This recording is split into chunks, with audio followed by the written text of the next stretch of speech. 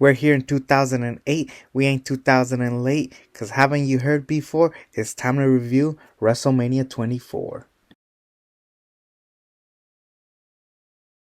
Hello, beautiful people. Welcome to another edition of WrestleMania Review Series. And this time we are looking at WrestleMania 24. And this is hands down the best WrestleMania in the 20s range. We had some very enjoyable matches through and through. There wasn't really anything bad except one match. But even that I can let slide. At the time, I still wasn't a huge fan, but I was getting invested. At this point, I was playing the video games a lot, so a lot of my cousins and friends were really into wrestling. And of course, with 2007 being as bad as it was, this was kind of like their slow comeback. And this is when they started really taking advantage of modern technology. Everybody was. I believe in 2008, everything was going HD.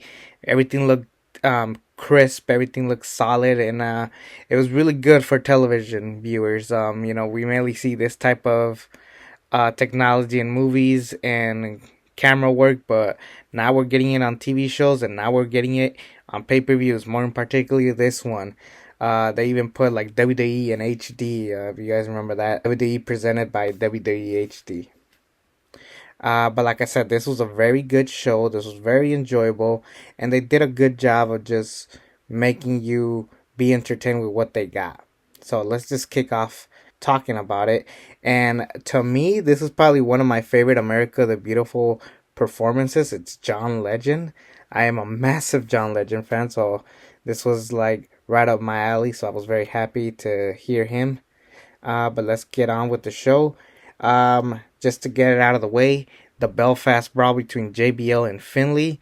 This is basically their way of saying, okay, the illegitimate son angle was stupid.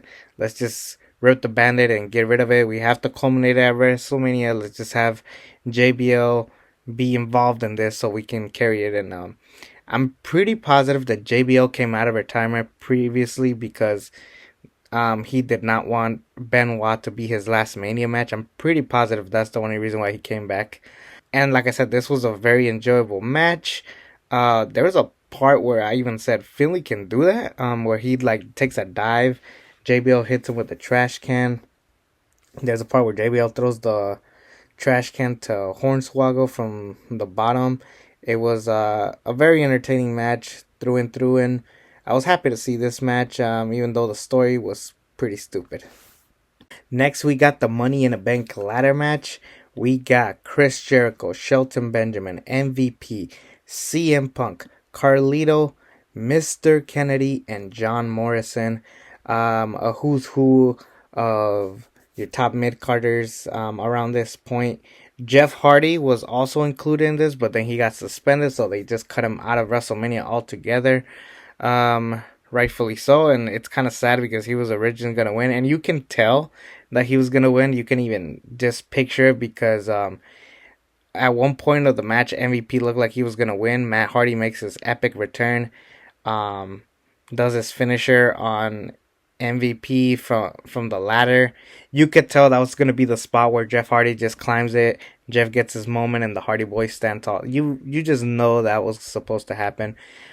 We still get to the moment, like I said, Matt Hardy's interference, but this match, wow, this was hands down one of the best Money in the Bank ladder matches. It even got nominated for a Slammy, like those matter.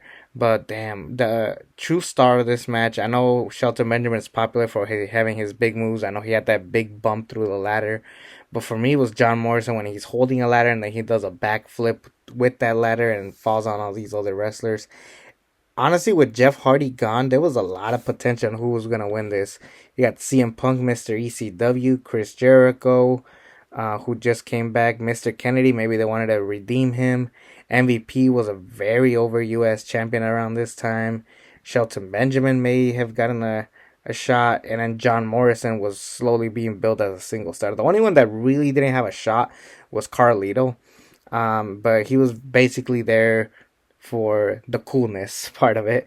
There's a point in the match where he does the backbreaker to somebody, I forgot, but from the top of the ladder, It was brutal. This was just an awesome match, but the best part was the ending where Chris Jericho, he gets his leg stuck, and then CM Punk recovers it and gets his moment. I was so happy for CM Punk to get this moment. At this point, as bad as ECW was, CM Punk was the best part of it, and CM Punk was slowly moving into bigger things, and this was only because Jeff Hardy was out. I will admit his first world title run was kind of bad. He felt like a mid carder at some point. Even the mid card belts themselves felt more important, and those were held by Santino and MVP. That just shows you how badly CM Punk's world title run was. But they do it better in 2009. We'll get to that next year.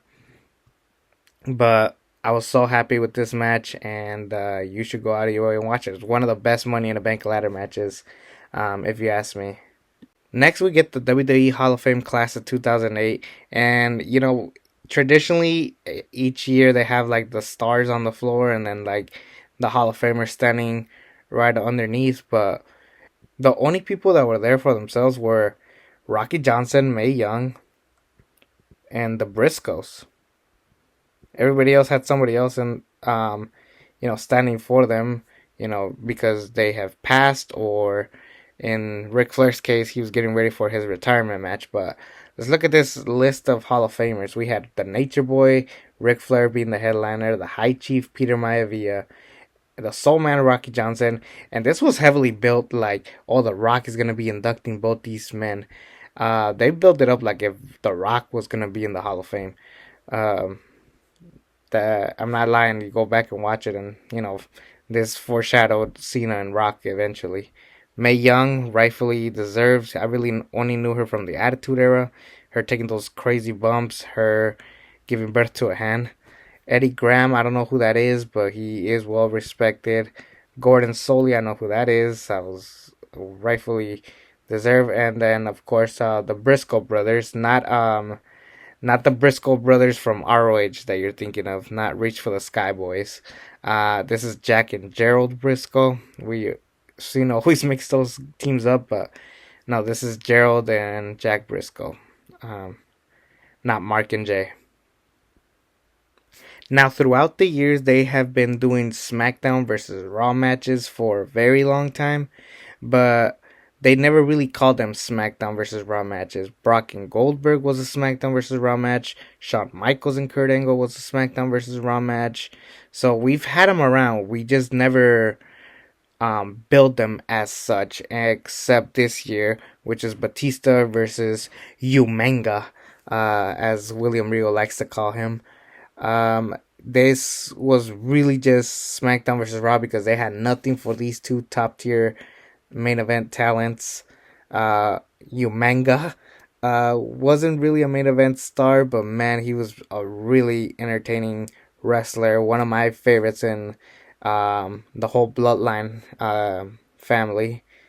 Batista is written for himself. Batista is one of the goats of professional wrestling and the Ruthless Aggression era. This was just a good way to have two Hossmen fight it off. It was a good 7 minutes.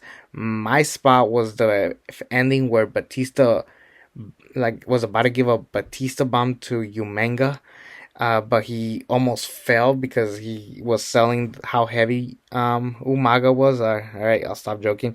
But Batista gives the Batista bomb to Umaga, sells it like he is super heavy. 1, 2, 3, and Batista wins. It was very clear that Batista was gonna win. There's just no way. Batista, who had missed 22, he lost to the Undertaker. He needed a big win, so this was their way of giving it to them. So can't really get mad about that. Now, here's a fun fact for the ECW Championship. Chavo Guerrero versus Kane. Now, the fun fact of it is, this is the only ECW championship match ever at WrestleMania. And how long did this match go? 11 seconds. No joke.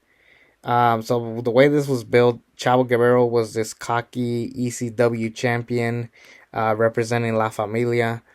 They did a battle royal before the show. Winner fought Chavo in the main show. It was won by Kane. The match, we have the entrances. Kane comes through the back. The bell rings. Choke slam to Chavo Guerrero. 1, 2, 3. Kane is your new ECW champion. It was nice for the story it was told. But man, the fact that this is the only time the ECW championship was defended at WrestleMania is just, it sucks. It really does suck. But at this point, no one cared about ECW. They did the best they can. I did like Chavo Guerrero's mini run. Still kind of weird to say Chavo Guerrero, former ECW champion. Well, same thing for Kane, but at least Kane was credible.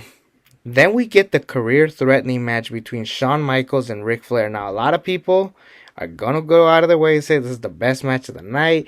Ric Flair is saving the show. I thought it was a good match. I thought it was a great match. But I do think that this match gets a little overrated. Fun fact about this match, Shawn Michaels basically carried the whole match. Like, Ric Flair has said it on podcasts before. Like, Shawn Michaels was wrestling himself. I was just kind of standing there doing the moves that I can because, I'm a lot older at this point and I can't really move. Which is why they did a whole career-threatening match. They should have just called it Ric Flair's farewell tour, if I'm being honest. But it wouldn't be feeling as impactful if they didn't have the whole story of Vince McMahon making Ric Flair wrestle, and if he ever loses again, he's fired.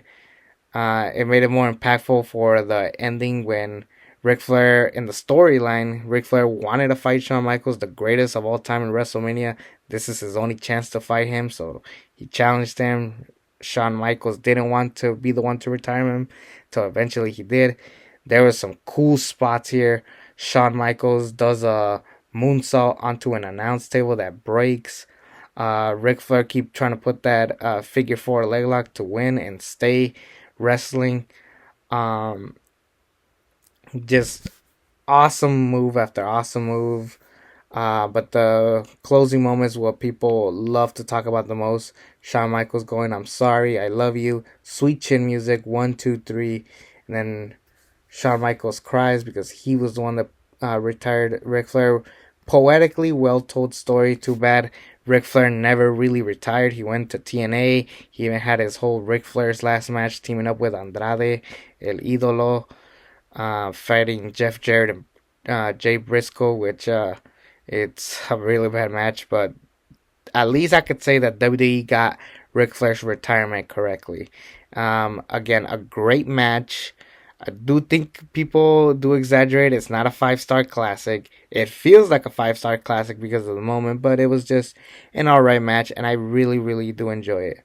It gives me the vibes of Hogan and Rock from Mania 18, as the sense of like the crowd really made the match, and that's what made it so great. But I was enjoying it. I'm not gonna say this was a bad match. It was a really good match, but not my match of the night. Now, this next match was definitely not my match of the night. The Playboy Bunny Mania Lumberjill match with Snoop Dogg watching and just being the reason why people even cared about this match. We had Maria Kanellis and Ashley Mazzaro versus Beth Phoenix and Melina. Um, Funny enough, it was kind of funny to watch them throw the red carpet for Melina and Beth Phoenix, and it barely goes all the way.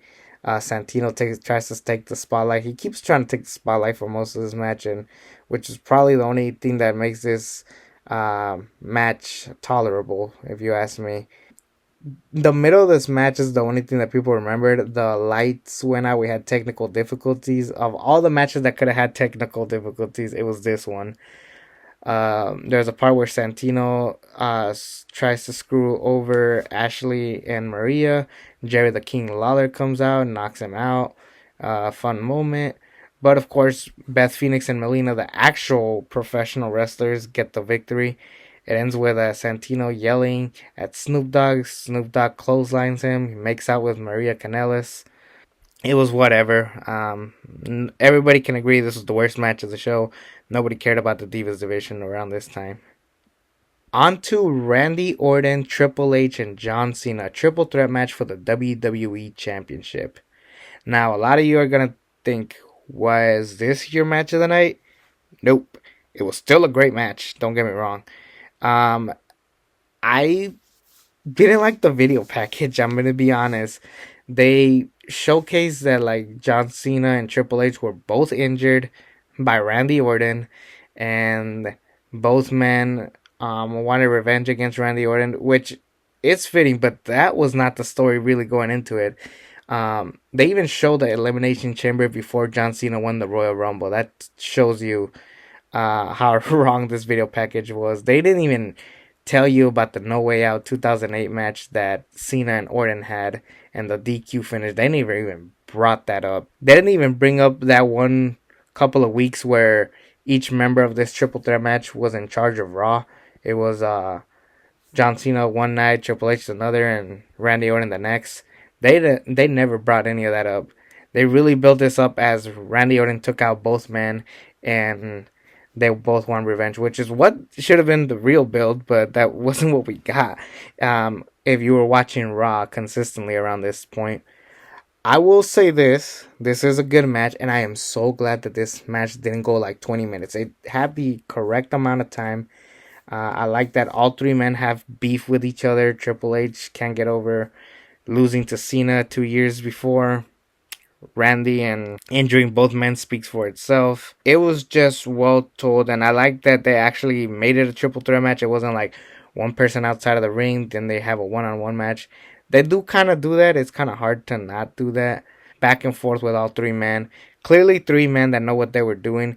A lot of people have complained, myself included, about Randy Orton and John Cena never having that one-on-one contest, but I can't think of what Triple H could have done. SmackDown versus Raw. I don't know if they wanted to do Batista and Triple H again. At this point, at least, there's no way he was gonna be in Money in the Bank. He wasn't gonna win the ECW championship, and I think originally he was penciled in for the illegitimate son storyline when Mr. Kennedy was involved in this.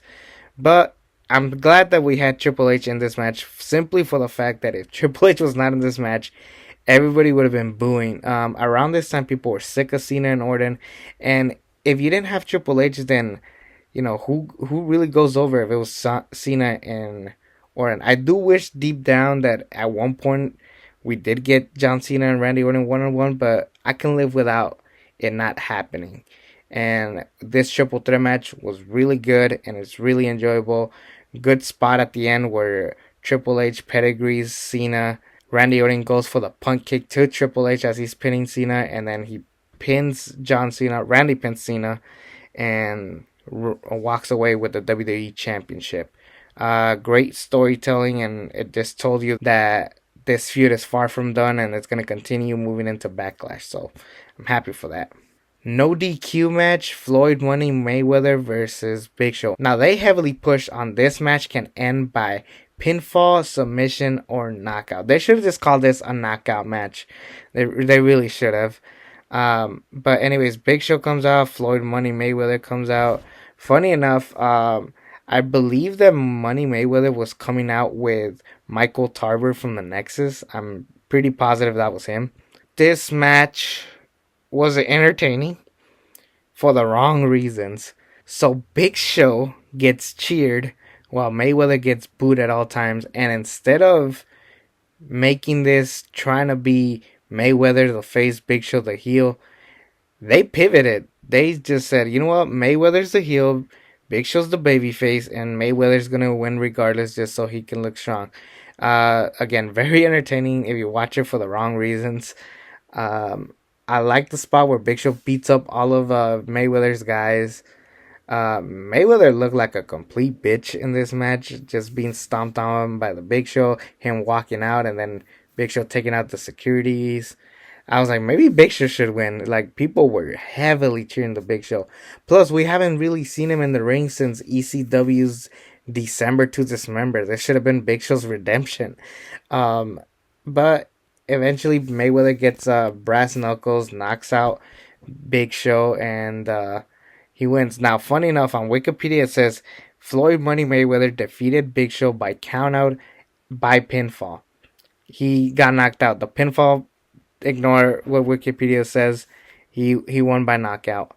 Uh, Again, entertaining match. One of the funniest usages of celebrity, because Mayweather was the Logan Paul of the 2000s. He was very cocky, very arrogant. Nobody liked him. They gave him respect, but he was too big for his ego. Given the fact that he was so short. I shouldn't be talking. I'm 5'3", but um, yeah, this was basically what Logan Paul would have been doing if he was around at this time. I thoroughly thought that this was entertaining, so I can't really get mad. I will say this: Mayweather and Big Show being at the top of the poster. Come on, let's stop doing that with celebrities. Like, put him on the side, but don't make him like the center of the poster unless you're headlining with that wrestler, which in this case they weren't. The main event was Edge versus The Undertaker.